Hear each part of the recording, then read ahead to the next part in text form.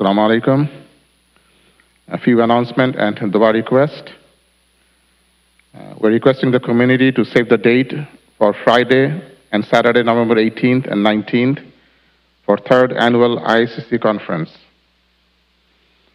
Also, we're honored to have Mufti Abrar Mirza back with us this week. Taqwa Seminary is presenting a weekend seminar with Mufti Abrar Mirza on Islamic wealth management, on investing, saving and raising capital. The program will start tonight after Maghrib, which is open to everyone. No registration is required for tonight.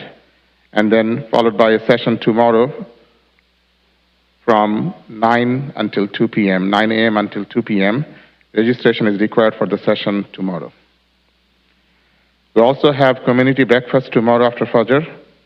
Please bring a dish of your choice if you like, but also Masjid will be arranging breakfast for yourself, so you don't have to bring anything, but you are welcome to bring something. Registration is now open for Al Bayan Friday School program for kids in grades 1 through 12. ICC Clinic is presenting crucial COVID-19 community update by a panel of lung and pediatric experts next Sunday, September 18th after Dhuhr. And Quran study for brothers with Sheikh Asil Khan starting from October 1st. We also have our neighboring masjid, Frisco, fundraising next Saturday. For that, the volunteers, brothers and sisters, are selling tickets outside of the rotunda. Please, on your way out, stop by and support them. We also have some volunteers doing voter registration for the upcoming election in November, both in brothers and sisters side. If you're not a registered voter, you can swing by and register on the spot today.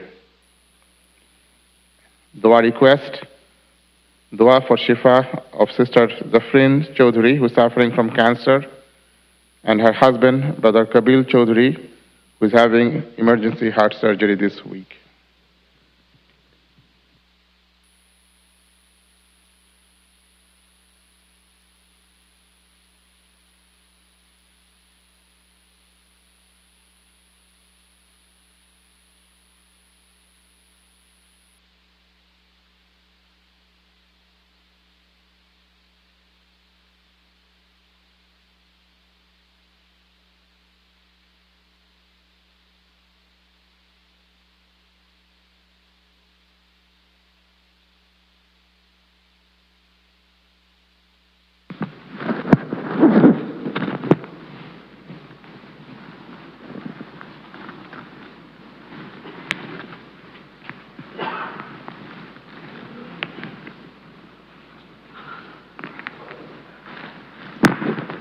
السلام عليكم ورحمة الله وبركاته.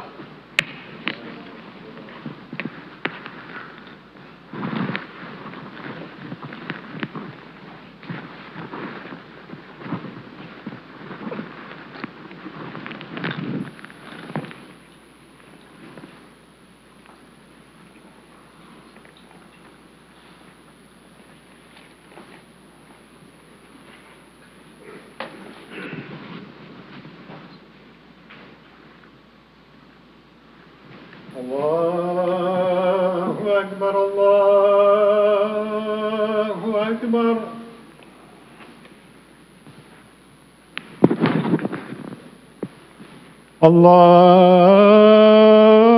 الله أكبر الله أكبر أشهد أن لا إله إلا الله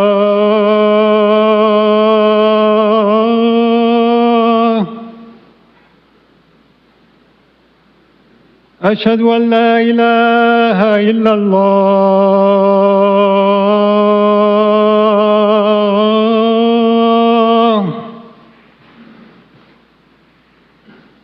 أشهد أن محمدًا رسول الله أشهد أن محمدًا رسول الله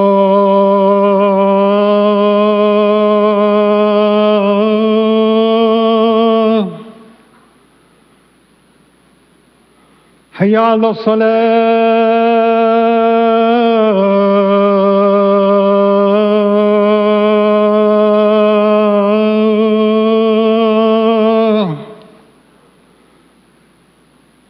حي على الصلاة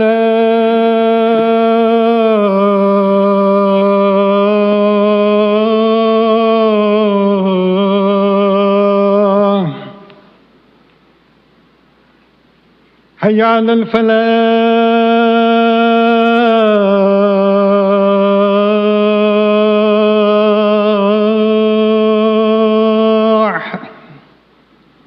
حي على الفلاح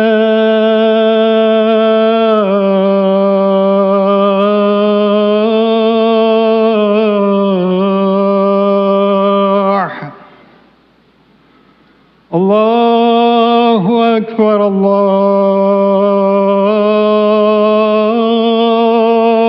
أكبر لا إله إلا الله.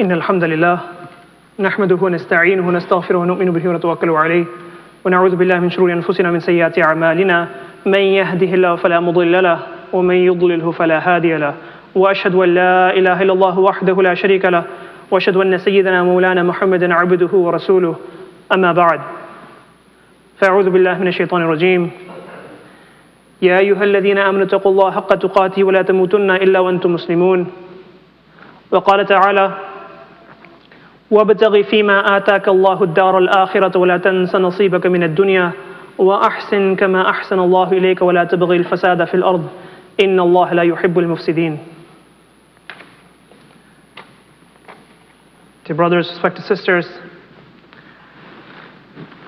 one of the concerns that we have for ourselves, and especially for those, of us who are parents or grandparents, that we have for our children or our grandchildren, is how do we ensure that we are strong, firm Muslims?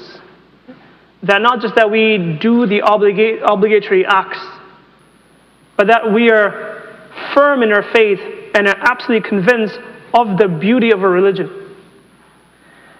And one of the ways that a person can appreciate a religion and become firm in it is by actually understanding its various dimensions.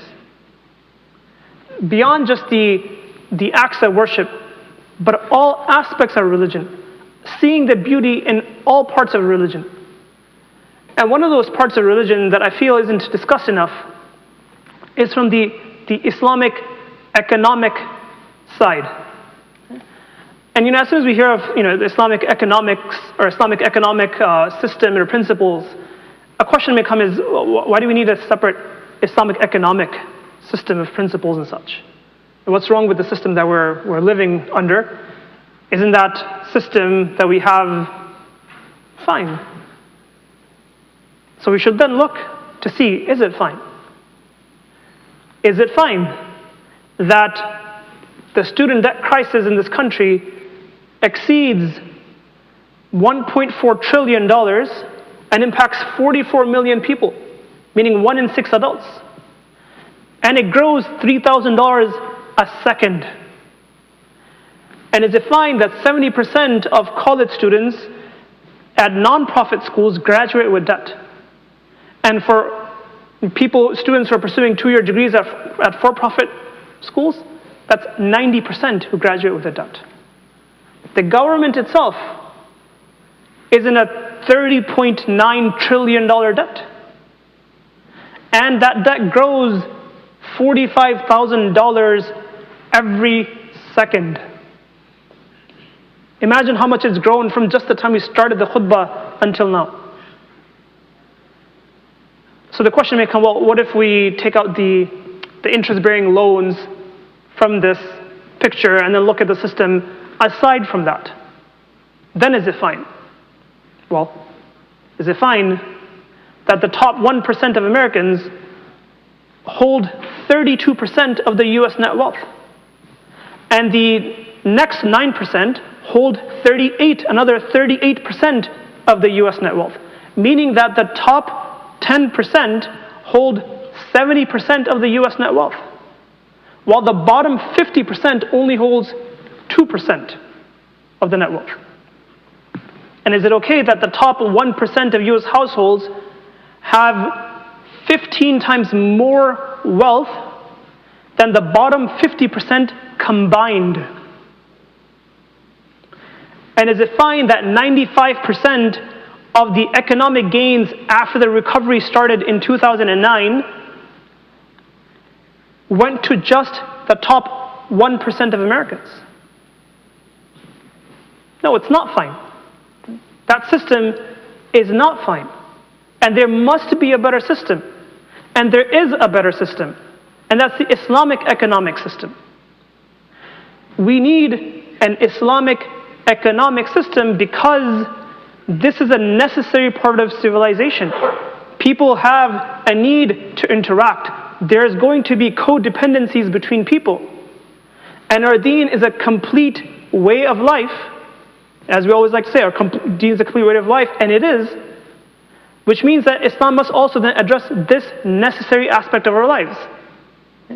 Islam doesn't simply address, ritual acts of worship and then that's it. Okay? That, Islam doesn't it's just worship and it doesn't have anything to do with their finances. This was the misconception that prior nations had. Allah SWT mentioned in Surah Hud that قالوا يا شعيب أصلاتك تأمرك أن نترك ما يعبد آباؤنا أو أن نفعل في أموالنا ما نشاء إنك لأنت الحليم الرشيد. That the people of Shu'aib al-Islam, they said, is your religion telling us what we should be doing in our personal finances? Like, why is religion getting involved in our finances? They thought that religion doesn't have a place within finances, but we know that's not true. We have an Islamic economic system that we need to understand so that we can appreciate its beauty, its justice, and just the thoroughness of the Sharia, of the entire deen itself. So that we can see the beauty of the religion that we follow. And so that we can understand its principles and apply whatever we can within our lives. The topic is quite vast. And I want to just address two things. First, how Islam encourages financial prosperity. And second, how the Islamic economic system facilitates that economic prosperity. Okay? And it does this within certain principles. And those principles are, one, that it should work for every individual. Right? The Islamic economic system works for every individual, man or woman, rich or poor, village or urbanite, somebody who's experienced, somebody who's inexperienced, works for everyone. And second, it creates a balance between capital and labor. Third, it destroys all forms of exploitation, deception, cheating that happens, and corruption that happens within other systems. And fourth, it prevents concentration of wealth amongst just a small few people. And number five, it provides a financial safety net for people. If you look in the Quran, Allah subhanahu wa ta'ala tells us that the resources in this world have been created for us. Allah subhanahu wa ta'ala mentions, هُوَ الَّذِي خَلَقَ لَكُمْ مَا فِي الْأَرْضِ جَمِيعًا. It's Allah subhanahu wa ta'ala who has created for you, meaning for us, whatever is in this dunya. These resources have been created for us. Allah mentions, وَسَخَّرَ لَكُمْ مَا فِي السَّمَاوَاتِ وَمَا فِي الْأَرْضِ جَمِيعًا مِنْهُ إِنَّ فِي ذَلِكَ لَآيَاتٍ لِقَوْمٍ يَتَفَكَّرُونَ. Allah subhanahu wa ta'ala subjected these things, created and subjected them for whom? For us. That all of these things that we have in the dunya, these are from the fadl of Allah subhanahu wa ta'ala. These are the bounty of Allah subhanahu wa ta'ala. And unless and until they interfere in any dini obligation, there's nothing wrong in us seeking these resources that Allah subhanahu wa ta'ala has created for us. Allah subhanahu wa ta'ala sets a model for this in Surah Al-Jumu'ah, where Allah subhanahu wa ta'ala mentions that يَا أَيُّهَا الَّذِينَ آمَنُوا إِذَا نُودِيَ لِلصَّلَاةِ مِنْ يَوْمِ الْجُمُعَةِ فَاسْعَوْا إِلَى ذِكْرِ اللَّهِ وَذَرُوا الْبَيْعَ ذَلِكُمْ خَيْرٌ لَكُمْ إِن كُنتُمْ تَعْلَمُونَ. That, O you who believe, when the adhan for Jumu'ah is given, then go and rush for the remembrance of Allah subhanahu wa ta'ala and leave your financial transactions, leave all your financial pursuits. That's better for you. But then Allah subhanahu wa ta'ala mentions that فَإِذَا قُضِيَتِ الصَّلَاةُ فَانْتَشِرُوا فِي الْأَرْضِ وَابْتَغُوا مِنْ فَضْلِ اللَّهِ وَاذْكُرُوا اللَّهَ كَثِيرًا لَعَلَّكُمْ تُفْلِحُونَ. That when that dini obligation is finished, when that salah is finished, then go out into the lands and seek from the bounties of Allah subhanahu wa ta'ala. Right? That whatever financial prosperity that we want to seek, we're not seeking anything except that which is the bounty of Allah subhanahu wa ta'ala. So there's nothing wrong in seeking that bounty of Allah subhanahu wa ta'ala. And hence Allah subhanahu wa ta'ala says, when it's not interfering with your dini obligations, go and seek that bounty. Right? Islam encourages that for us to seek that bounty. And while Islam does have a system of welfare, of that financial safety net, it encourages people to not rely on it and for people to create financial stability and independence for themselves. The Prophet mentioned, Imam Bukhari narrates, that ما أكل أحد طعاما قط خير من أن يأكل من عمل يده وإن نبي الله داود عليه السلام كان يأكل من عمل يده. The Prophet mentioned that no one eats anything better except that which is the fruits of his own labor. That eat from the fruits of your own labor. And that Dawood alayhi salam used to do the same. We see in the seerah when the Muhajirun, when they left Makkah Mukarramah and they went to Medina, when they left Makkah Mukarramah and went to Medina Munawwara, they left all of their wealth behind. Right? They didn't take their wealth with them, they left everything behind. So when they went to Medina, they had nothing. So the Prophet created this concept of mu'akhat between the Muhajirun and the Ansar, this aspect of brotherhood and sisterhood between the believers. And the Ansar, radiallahu anhum, they offered half of their wealth to the Muhajirun because they're coming with nothing. But we see, for example, the likes of Abdurrahman ibn Auf radiallahu anhu, where he declines that half of the wealth of his Muslim brother, and he rather says, show me the way to the market. And then he establishes financial independence and stability for his own self. Right? Even if a person can survive on unemployment payments, SNAP benefits, and other government assistance, Islam encourages that person creates that financial stability and independence for themselves. Right? It encourages prosperity. But it also sets up the framework that facilitates that prosperity. For example, in a society where you may have people who have the wealth, but they don't have the time or the skill to start certain businesses, and on the other hand, you have people who have the skills to do certain businesses, but they don't have the capital, the investment to do that business. What you will find within the society, within a capitalist society, is then the rich will offer, loans to the poor, where they have a guaranteed return in interest, where regardless of how that business does, that the rich are then due their interest payments no matter what. Whereas within the Islamic system, Islam encourages both parties to benefit. So what it does is it creates a certain type of partnership where one party invests capital and another party invests their resources and their skills, and if there's a profit, then both of them benefit from the profit. But if there isn't a profit, then the one who's offering his services, his skill, he's investing his skill, isn't forced to make any payments to the investor. It creates justice and it sets up a system for individual prosperity. But unlike capitalism, it's not purely profit-driven. Rather, there's a system of ethics and there's a system of principles that govern to ensure everyone's well-being. Where in a capitalist society, everyone's concerned about maximizing their personal return, Islam encourages seeking benefit for all parties. Allah SWT mentions that إِنَّمَا الْمُؤْمِنُونَ إِخْوَةً, that the believers are brothers, right? They're brothers and sisters. We have that relationship between us. So when we interact with the mindset that we want to do something that is beneficial for both parties. Okay?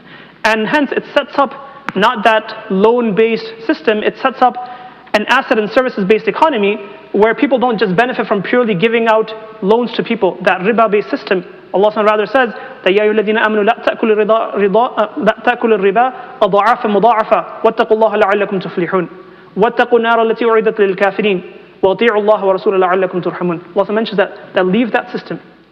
Just leave that system. Right? That's a system that if you want to be successful, that is not the system. Right? That's the system that leads people to the hellfire.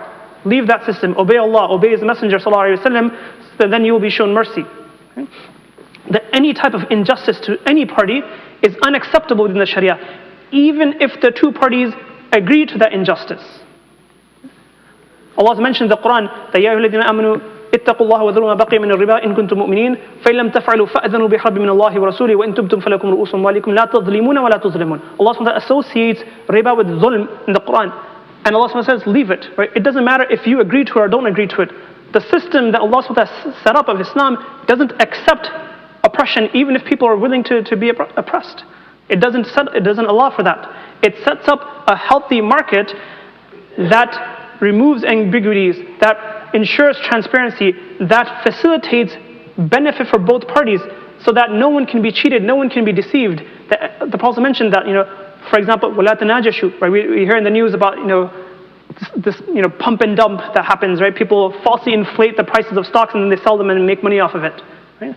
The Prophet mentioned that you can't do that. You can't falsely inflate prices, falsely inflate demand, right? That you can't do this. And the Prophet mentioned that وَكُونُوا عِبَادُ اللَّهِ إِخْوَانًا, right? Be brothers, meaning that it's showing that these type of unethical practice is contrary to that concept of wanting mutual benefit for everyone, because we are at the end a set of believers who are brothers to one another. That any type of deception is forbidden. And Allah subhanahu wa ta'ala then ties these dunyawi transactions that we do to the akhirah. That whatever financial transaction we're involved in isn't just something that pertains to the dunya, it's something that pertains to the akhirah as well. Allah mentions, وَيْلٌ لِلْمُطَفِّفِينَ الَّذِينَ إِذَا اكْتَالُوا عَلَى النَّاسِ يَسْتَوْفُونَ وَإِذَا كَالُوهُمْ أَوْ وَزَنُوهُم يُخْسِرُونَ أَلَا يَظُنُّ أُولَٰئِكَ أَنَّهُم مَبْعُوثُونَ لِيَوْمٍ عَظِيمٍ يَوْمَ يَقُومُ النَّاسُ لِرَبِّ الْعَالَمِينَ. Allah talks about those who are unfair in their measurements and unfair in their business practice. Allah mentions, do these people not realize that they're going to be raised on the Day of Judgment? That these transactions that you're doing in this dunya, they're not just dunya related, they're akhirah related as well. And do you not realize you're going to be raised on the Day of Judgment and we're going to be asked about these things? And hence Islam ensures fair treatment in a transaction, and it provides a lot of consumer protection, if you will. The ability to set conditions so that you have a right to return if there's buyer's remorse, or that you have a right to return something if it ends up being defective, or the default right to return something if you bought something, for example, online without seeing it, and now the product looks different than how you had ordered. All these protections Islam has, and some of these are just by default within a contract. You don't even have to stipulate them. The Islamic economic system is built on that justice, and it allows for individuals to prosper in an ethical manner, right? In an ethical manner where both parties are going to benefit, okay? With a free and fair market. And there's an involvement of the Muslim government in here as well. Right? The Prophet mentioned that كُلُّكُمْ رَاعٍ وَكُلُّكُمْ مَسْئُولٌ عَنْ رَعِيدَتِهِ. Right?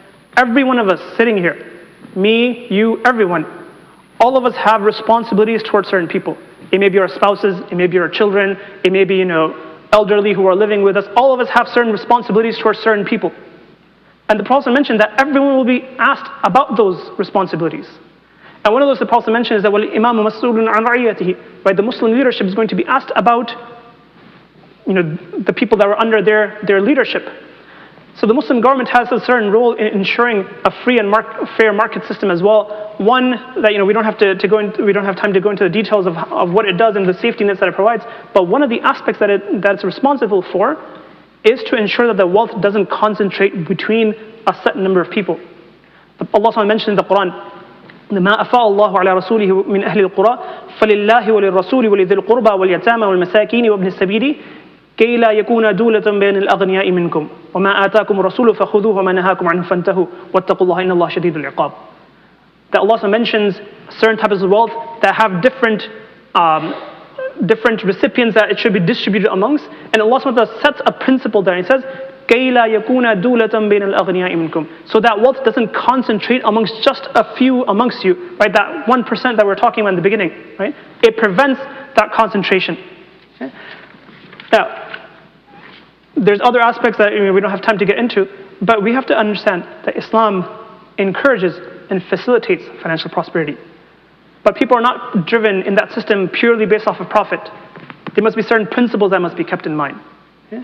And amongst that is that we want mutual benefit. Okay? That, unlike the capitalist system where everyone's worried about maximizing their own benefit, in this system that we want to benefit ourselves and the other party. We don't want to benefit ourselves at the expense of another party. We want to climb up that economic ladder with others, not at the necks of others. Okay? And we have to recognize that all of these things have accountability in the hereafter. Allah mentions, as we talked about, these, the economic benefit is the fadl of Allah, is the bounty of Allah. Allah says, seek it, but Allah also says, ثُمَّ لَتُسْأَلُنَّ يَوْمَئِذٍ عَنِ النَّعِيمِ. That know that also on the Day of Judgment, you're going to be asked about those benefits of Allah subhanahu wa ta'ala that Allah subhanahu wa ta'ala gave to you as well. Okay? That we have a system that, Allah subhanahu wa ta'ala, in Surah Al-Qasas mentions, and it kind of summarizes really well. Allah mentions, وَابْتَغِ فِي مَا آتَاكَ اللَّهُ الدَّارَ الْآخِرَةَ وَلَا تَنْسَ نَصِيبَكَ مِنَ الدُّنْيَا وَأَحْسِنْ كَمَا أَحْسَنَ اللَّهُ إِلَيْكَ وَلَا تَبْغِ الْفَسَادَ فِي الْأَرْضِ إِنَّ اللَّهَ لَا يُحِبُّ الْمُفْسِدِينَ. Allah also mentions three things that I want to highlight here. One, وَابْتَغِ فِي مَا آتَاكَ اللَّهُ. Also says, seek from the bounties that Allah subhanahu wa ta'ala has given you. Meaning recognize that whatever bounties these are from Allah subhanahu wa ta'ala. And if they're from Allah subhanahu wa ta'ala, they must be used and acquired by the rules of Allah subhanahu wa ta'ala. Second, وَابْتَغِ فِي مَا آتَاكَ اللَّهُ الدَّارَ الْآخِرَةِ. Seek these bounties, and Allah subhanahu wa ta'ala reminds us that they're tied to the Dar al-Akhirah, they're tied to the hereafter. Recognize that the ultimate purpose and what should always be in the back of our minds is the Dar al-Akhirah. And third, Allah also mentions, وَلَا تَنْسَ نَصِيبَكَ مِنَ الدُّنْيَا وَأَحْسِنْ كَمَا أَحْسَنَ اللَّهُ إِلَيْكَ وَلَا تَبْغِ الْفَسَادَ فِي الْأَرْضِ. That don't forget your portion of the dunya, meaning seek from the bounty of Allah, but seek it in a fair manner. Acquire it in a fair manner, spend it in a fair manner, that it must be done properly. وَأَحْسِنْ كَمَا أَحْسَنَ اللَّهُ إِلَيْكَ. Do it properly, like Allah subhanahu wa ta'ala has made ihsan on you, you should do it properly as well. وَلَا تَبْغِ الْفَسَادَ فِي الْأَرْضِ. Don't cause mischief and problems in the dunya. There's a lot to this topic and there's a lot to absorb, but I want just to, for us to walk away with just three things, if nothing else, just three things. One, that we must recognize that there is an economic system within this deen. And secondly, that by virtue of being part of our deen, it is superior to any other system, and there's a beauty within that system. And third, that we need to learn and understand that system so that we can appreciate its beauty and implement it in our lives. And this is one of the ways that we can become firmer and stronger in our faith when we see the beauty of Islam from all aspects of our life, not just within acts of worship or in specific areas, but from a 360 view of Islam, that we see the benefit and the thoroughness and the beauty and the justice within Sharia in its entirety. That will make us firmer in our faith, and we ask Allah subhanahu wa ta'ala to make our feet firm within this faith. أقول قولي هذا واستغفر الله لي ولكم ولسائر المسلمين فاستغفروا إنه الغفور الرحيم.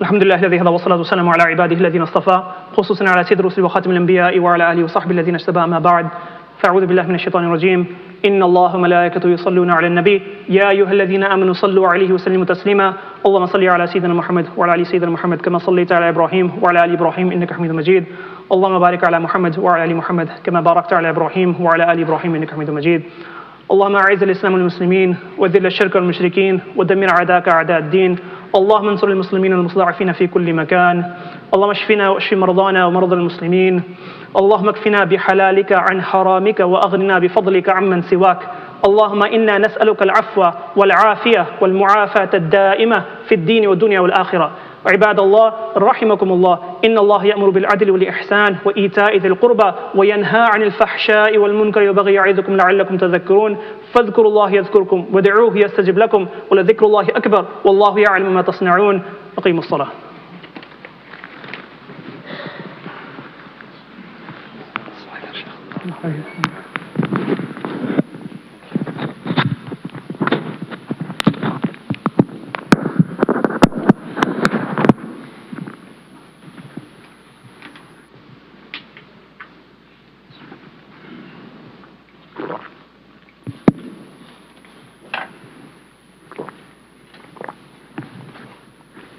الله أكبر الله أكبر الله أكبر الله أكبر أشهد أن لا إله إلا الله أشهد أن لا إله إلا الله أشهد أن محمد رسول الله أشهد أن محمد رسول الله حي على الصلاة حي على الصلاة حي على الفلاح حي على الفلاح قد قامت الصلاة قد قامت الصلاة الله أكبر الله أكبر لا إله إلا الله لا إله إلا الله سيدنا مولانا محمد رسول الله استقيموا واستووا تراصوا واعتدلوا اللهم صل وسلم على سيدنا الله أكبر. سبحانك اللهم وبحمدك تبارك اسمك وتعالى جدك ولا إله إلا أنت. أعوذ بالله السميع العليم من الشيطان الرجيم. بسم الله الرحمن الرحيم. الحمد لله رب العالمين الرحمن الرحيم مالك يوم الدين. إياك نعبد وإياك نستعين. اهدنا الصراط المستقيم صراط الذين أنعمت عليهم غير المغضوب عليهم ولا الضالين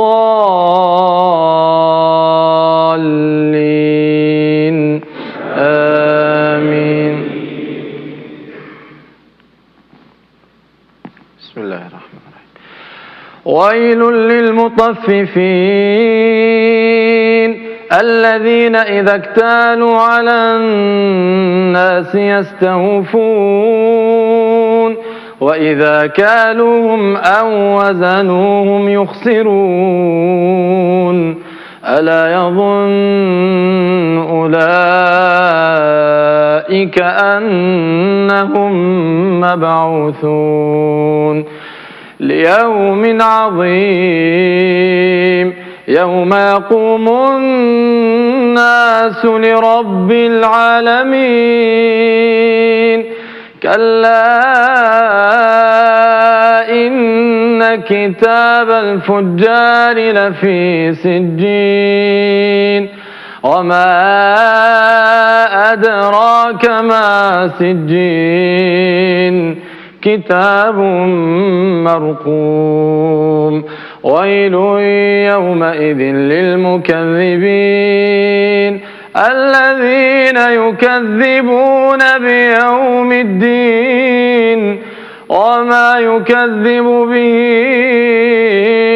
إلا كل معتد أثيم إذا تتلى عليه آياتنا قال أساطير الأولين كلا بل ران على قلوبهم ما كانوا يكسبون. كلا إنهم عن ربهم يومئذ لمحجوبون ثم إنهم لصالو الجحيم ثم يقال هذا الذي كنتم به تكذبون. الله أكبر.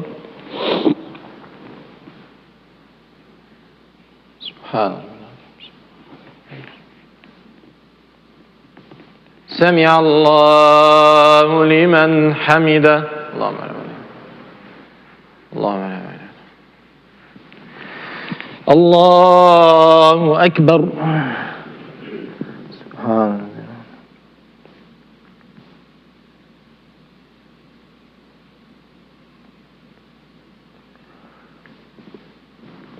الله أكبر. الله أكبر.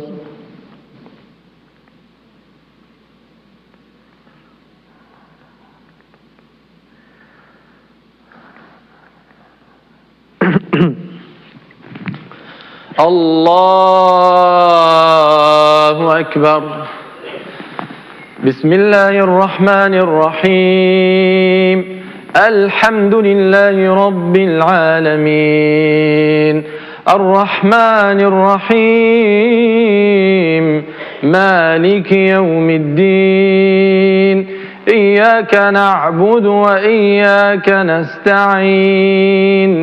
اهدنا الصراط المستقيم صراط الذين أنعمت عليهم غير المغضوب عليهم ولا الضالين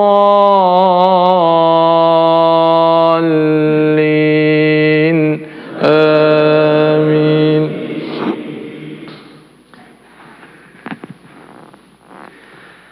كلا إن كتاب الأبرار لفي عليين وما أدراك ما عليون كتاب مرقوم يشهده المقربون إن الأبرار لفي نعيم على الأرائك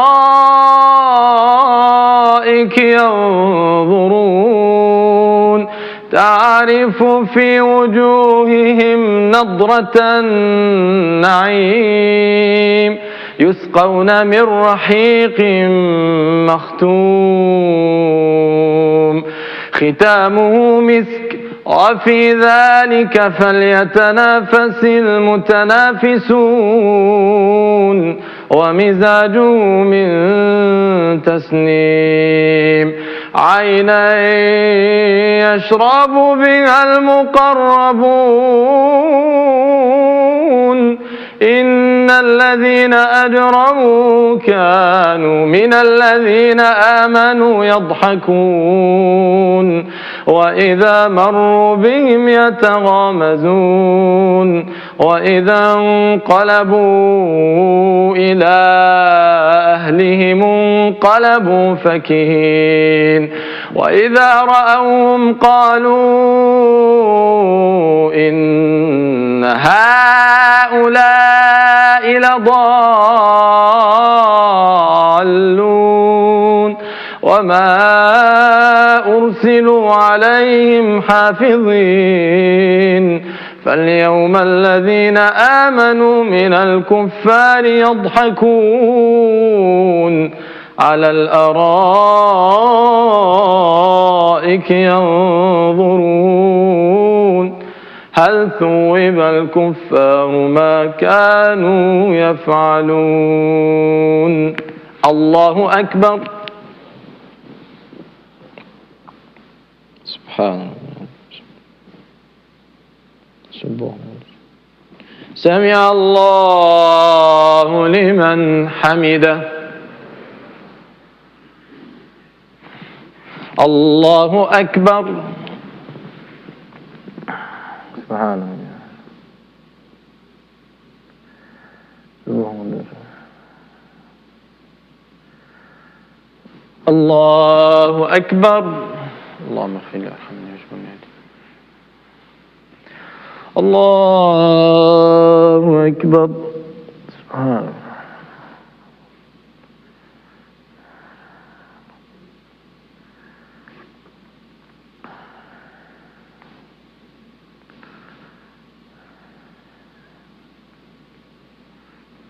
الله أكبر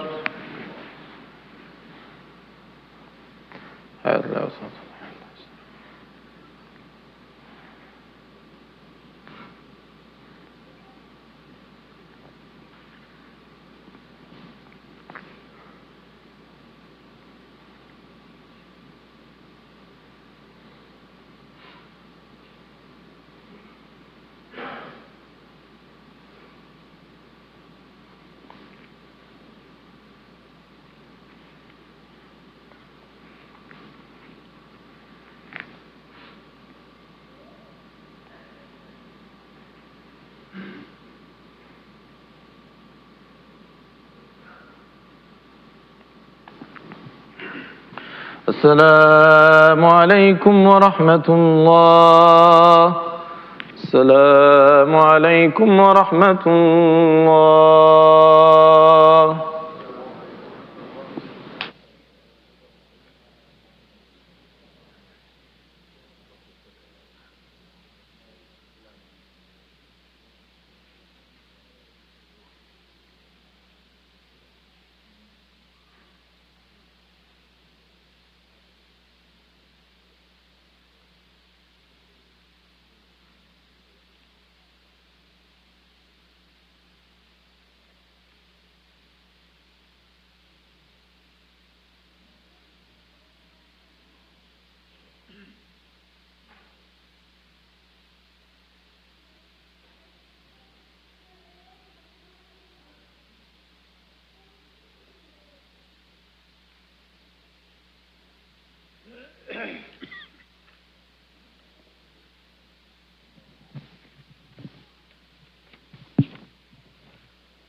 Assalamu alaikum.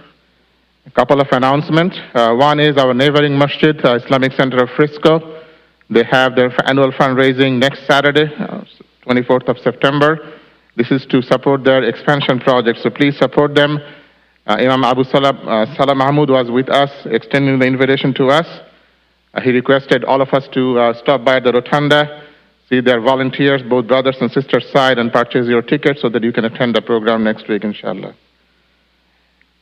And also, in our masjid, we are very honored to have Mufti Abrar Mirza back with us.